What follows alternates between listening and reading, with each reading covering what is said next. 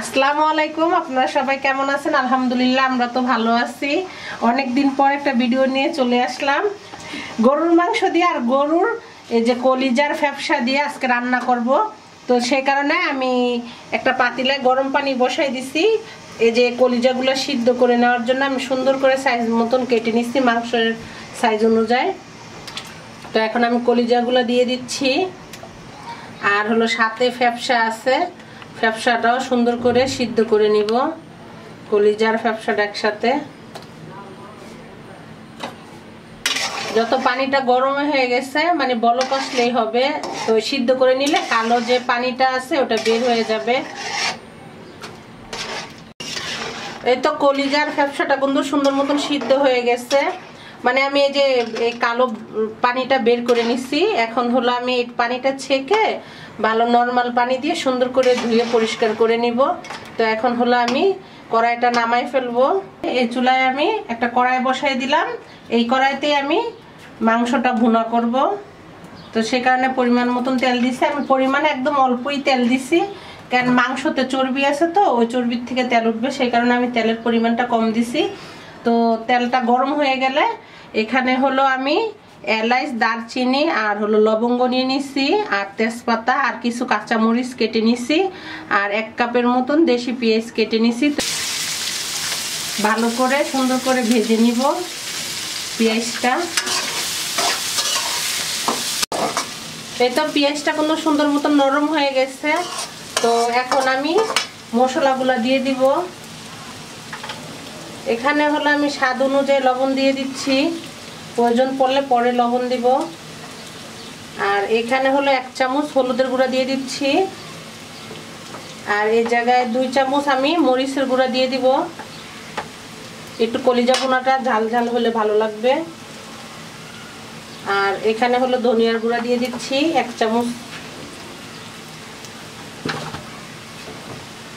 আর এখানে হলো আদা রসুন বাটা একসাথে 2 চামচ দিয়ে দিব। আর মশলা যদি কেউ কম খেতে চান তাহলে কমায়া দিবেন মশলা।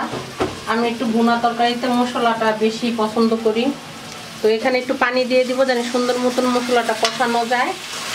যত তেলের পরিমাণটা কম দিছি তো সেই কারণে ভালো মতন করে কষাই নেব। আর একটু পানি দিব, দিয়ে সুন্দর করে কষাই নেব। যার একটু পানি দিয়ে দিলাম।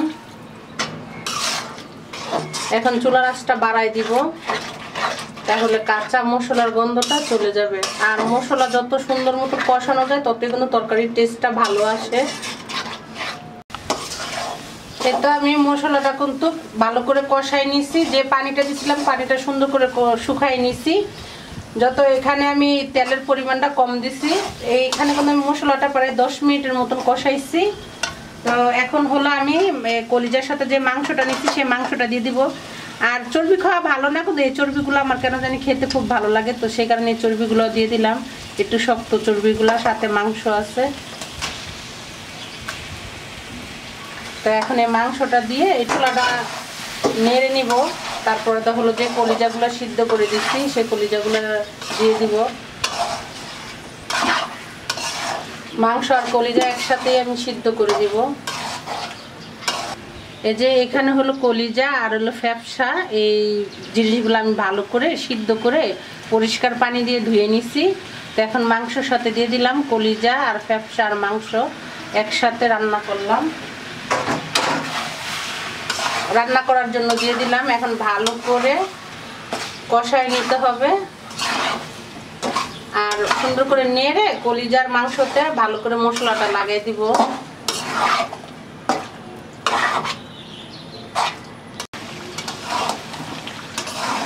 এই তো মাংস কলিজাটা কিন্তু সুন্দর করে কষায় নিচ্ছি। আর সুন্দর একটা কালার আসছে কিন্তু কলিজাটা সিদ্ধ করে নেওয়ার কারণে। কলিজাটা যদি সিদ্ধ না করতাম তাহলে কিন্তু কালো হয়ে যেত। তো সিদ্ধ করার কারণে কালো পানিটা চলে গেছে আর সুন্দর একটা কালারও আসছে। এখন আমি আরো 10-15 মিনিটের মতন মাংসটা কষাবো, তারপরে দেওয়া হলো পানিটা দিব।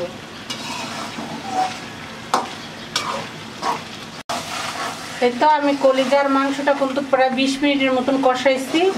এখন কিন্তু মাংস থেকে যে পানিটা উঠছিল সে পানিটাও শুকিয়ে গেছে, উপরের দিকে তেলটাও উঠে গেছে, সুন্দর একটা কালারও আসছে কষানোতে। তো এখন হলো আমি ঝোলের পানিটা দিয়ে দিব, জানি পুরা একদম সুন্দর মতন মাংস আর কলিজাটা সিদ্ধ হয়ে যায়।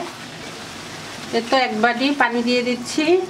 যত গরুর মাংস একটু সিদ্ধ হতে কিন্তু সময় নিবে, তো সেই কারণে এতটুকুই পানি দিব। যত আমি পানি রাখবো না, একদমই ভুনা করে ফেলবো, তো সেই কারণে এই পানিটাই দিলাম। এই পানিটা দিয়ে বলক আসলে তারপর হলো চুলার আঁচটা আমি কমাই দিব।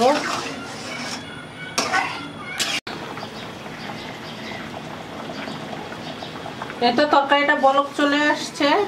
তো এখন হলো আমি চুলার আঁচটা কমাই তারপরে ঢাকনা দিয়ে ঢেকে দিব, যেন মাংসটা আর কলিজাটা সিদ্ধ হয়ে যায়। আর পানিটাও যে ঝোলটা দিচ্ছি তরকারি, সে ঝোলটা শুকাই নিব। আর চুলার আঁচটা কমাই ঝোলটাও শুকাবো, মাংসটাও সিদ্ধ করব।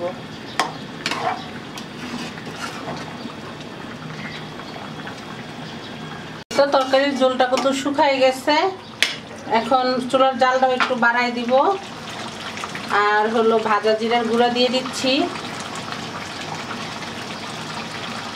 1.5 চামচের মতন ভাজা জিরার গুঁড়া দিয়ে দিলাম, তাহলে ফ্লেভারটা সুন্দর আসবে জিরার। আর একটু ঝোলটা শুকাবো, আর একটু মাখা মাখা করবো, করে তারপরে দেওয়া হলো তরকারিটা নামাই ফেলবো। মাংসটা কিন্তু সুন্দর মতন সিদ্ধ হয়ে গেছে। এতে আমার তরকারিটা রান্না করা হয়ে গেছে। এখন 10 মিনিটের মতন চুলার উপরে রাখবো, চুলাটা অফ করে তারপরে দিয়ে গার্নিশে দিয়ে দেবো। এই তো আমাদের গরুর মাংস আর কলিজা একসাথে রান্না করা হয়ে গেছে, গরুর কলিজা দিয়ে গরুর মাংস। তো অনেকেই তো শুধু কলিজা পছন্দ করে না, তো এইভাবে মাংস দিয়ে রান্না করে টেস্ট করতে পারেন, অনেক ভালো লাগে। আর কলিজা কিন্তু বেশি দিন ফ্রিজে থাকলেও ভালো লাগে না। তো অনেক দিন পর আমি একটা ভিডিও নিয়ে আসছি, যদি আপনাদের কাছে ভালো লাগে তাহলে লাইক করবেন, শেয়ার করবেন, কমেন্ট করবেন, সাবস্ক্রাইব করবেন। আসসালামু আলাইকুম।